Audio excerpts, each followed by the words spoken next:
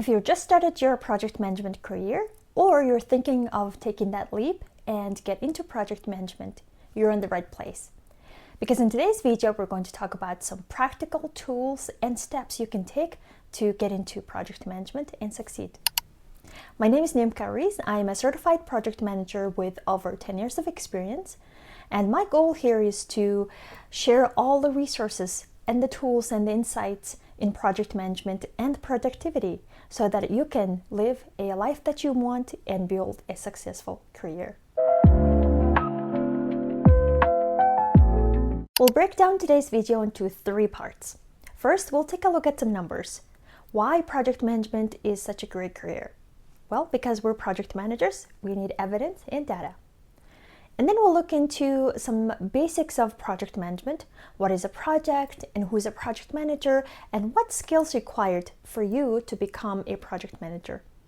And lastly, we'll take a look at some practical steps to get you into project management, and I'll share some resources and tools that will be helpful to you. More videos coming for aspiring project managers, so hit that subscribe button and follow along. So let's start with why project management is an attractive career. There will be 7% increase in project management positions from 2023 to 2033. The Project Management Institute projects that there will be 88 million project management positions that globally needed by 2027. There's a lot of demand. But more for experience-wise, it's quite rewarding because you get to see the tangible result at the end of the project, whether it's a product or a service or an event. Plus, project management is a life skill because not only it's useful for implementing projects at work, it's also helpful for our personal life. From planning a vacation or working on your side hustle or just doing your personal projects, whatever it might be. There are some very helpful tools that I will be sharing in later episodes. So stay tuned for that. So before we get into the details, let's quickly define what project management is. So project management is all about guiding a team to meet a specific goal within a given time frame. And the project is a temporary endeavor with a specific start date and end date. And there will be a resources given and a budget to implement a specific product or service or an event.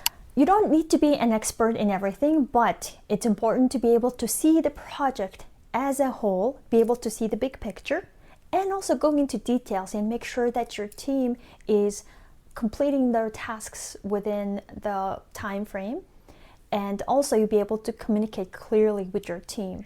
In project management, there are 3 key things that we need to keep balance of: scope, time, and cost. Scope is all about what needs to be done within that project, and time, how much time do we need to get that done, and cost is how much we can spend to complete the project. So if we take a bit deeper look into a project itself, traditionally there are 5 phases. So number 1 is initiation. So in the initiation phase, it's all about defining the project at a higher level. So creating a project charter, which means an official document basically saying that this is the project we're going to implement, this is how much we need, and this is the resources that are going to be used. Planning phase, it's all about defining the project objectives and developing a project management plan. So all the planning that needs to be done in the planning phase. And in the execution phase, it's all about delivering the project itself, the part of the products, and communicating and managing stakeholders. So stakeholders is all about your project team and your sponsor and any other stakeholders that are being affected by the project. And then in the monitoring and controlling phase, it's all about managing the changes in any risks and issues that come up. It's all about managing them and tracking and reviewing and regulating the project performance against the objectives that was set at first in the planning phase. And then once the project is delivered, it's closing time. So in the closing phase, it's all about delivering the final product, writing the report, and releasing the resources. And an after action review or a lessons learned is an important part of the closing phase. So now let's take a look at some skills that is needed to be project manager, a successful project manager. So think of yourself as a train conductor. So as a train conductor, your job is to have a clear destination. So where the project goal is and where it's headed to. And scheduled stops, so if that would be the milestone, in the track, that would be the scope. And it's your job to keep the train running on time and make sure the passengers, which will be your stakeholders, are happy and deal with any obstacles on track. So this infographic is released by PMI, the Project Management Institute, so it's pretty data backed. As you can see, the majority of the requirement of a successful project manager is to be a very good communicator. And you have a problem solving skills and be able to collaborate with your team and have that skills to showcase your leadership. And then strategic thinking. If there's any issues in the project, you'll be able to solve the issue in a strategic manner. Along with the soft skills, it's also important to sharpen your technical skills, which is your project management knowledge and learning and understanding project management terms and be able to communicate that with your team. So in the next section, we'll go through some practical tools and steps to get you into project management, and also we'll go through the process of improving your skills and knowledge in the field. Now, the most important part of today's video, how to get into project management. How do I get started without any experience? So let's find out some tools and some steps to get you into that direction. First thing that you want to do if you want to get into project management is to projectize your work and life. If you take on a project at work, or if you complete a task on your own or with a team, there's a very good chance that you've already worked on a project and you have developed those project management skills. Make a list or open an Excel sheet and just list all the things that you do at work in terms of a project. Let's say, have you planned any event, or were you part of improving a system or a process at your organization? So why is it so important? Well, by listing the responsibilities that you have, you're going to first of all identify those transferable skills. The project management skills that we talked about earlier: communication, problem solving, organization, team leading. By doing this, also later on, this list is going to be very helpful for you to obtain your project management certifications, because they require you to provide a list of project management experiences. And number two, we're going to look at your project management skills in life, because like I mentioned earlier, project management is also a life skill. And if you're a parent, and if you have a big friend group, you've more likely created a plan for a vacation, you planned birthday parties, celebrations. There's so many things that you have already done. So look at those projects that you worked on, see what kind of skills you created throughout those projects. So the next step is going to be applying or either start working on a project management position. So this is an important part, because one of the most important things for us to be good at things or get what we want in life is by doing it. So it's just put yourself out there and start getting those experiences and getting those practice in. So project management positions. So there are a few ways you can go about it. So first thing is to look at your organization and see what projects are being implemented in your organization, or see if there's a project management office, PMO, a centralized location where all the projects funnel through and get implemented. See if there's an office dedicated for projects. So get a hold of them and see if there's any position that is available or any tasks that you can take on, help them out. Look at your existing opportunities.